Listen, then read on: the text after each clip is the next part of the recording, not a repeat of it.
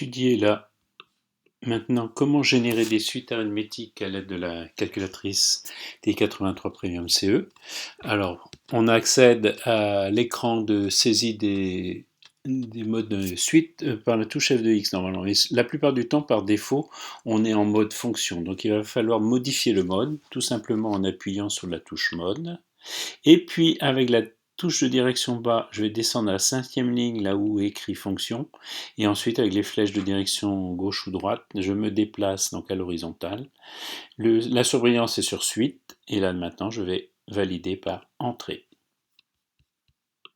J'efface. Je rafraîchis donc l'historique des touches qui est en bas. Donc si vous voulez, vous pouvez suivre ceci aussi pour vous y retrouver. Et puis je quitte le réglage du mode. Maintenant, j'appuie à nouveau sur la touche F de X et effectivement, je suis dans le mode suite. Alors, pour définir les suites, le premier rang, on va prendre n égale 1. Et puis la première suite que nous allons étudier, c'est une suite donc arithmétique de raison 7. Donc je vais passer du terme un à un. Donc pour écrire un, je vais non pas utiliser le u au-dessus de 5 là en vert du clavier alphanumérique, mais plutôt utiliser la notation en bleu ici au-dessus du 7, c'est-à-dire je vais faire seconde 7, je vais accéder donc au U des suites, ouvrir la parenthèse.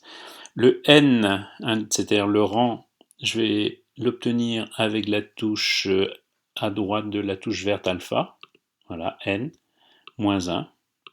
Je ferme la parenthèse et je vais rajouter la raison, plus 7. Le premier terme de cette suite sera égal à 43. Voilà.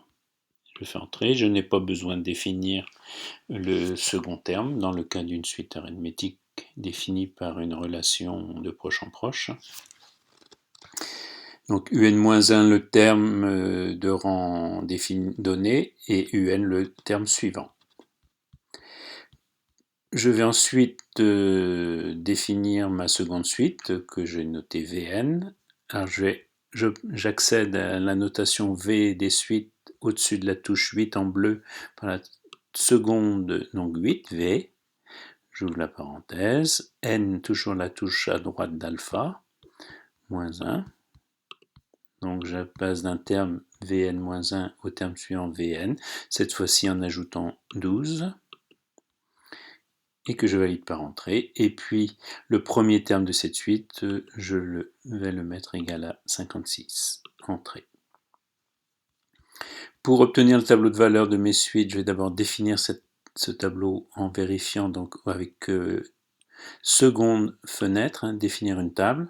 Le début du tableau, on va démarrer à 1. Premier terme, n égale 1. Et le pas, un delta table, le pas, c'est-à-dire la distance entre chaque valeur de n, ce sont des nombres entiers, donc obligatoirement le pas est égal à 1. Pour afficher ma table, mon tableau de valeur, je vais faire seconde graphe, table étant en bleu au-dessus de graphe. Voilà, et je donne mes suites. Donc le premier terme n égale 1.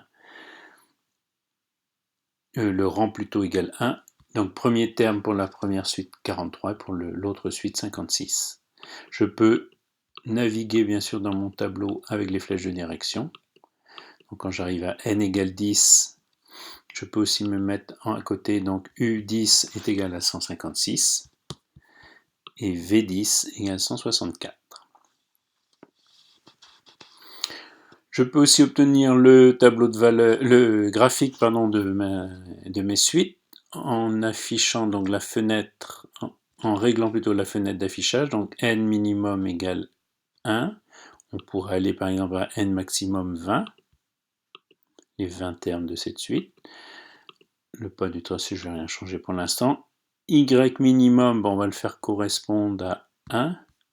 Y maximum, il peut être différent de n. J'aurais soit si x est inférieur, x max est inférieur à n max, j'aurai qu'une partie de ma suite qui sera affichée. Et si je le prends un peu plus grand que n maximum, j'aurai l'écran, la fenêtre d'affichage un peu plus grande que la représentation graphique de la suite.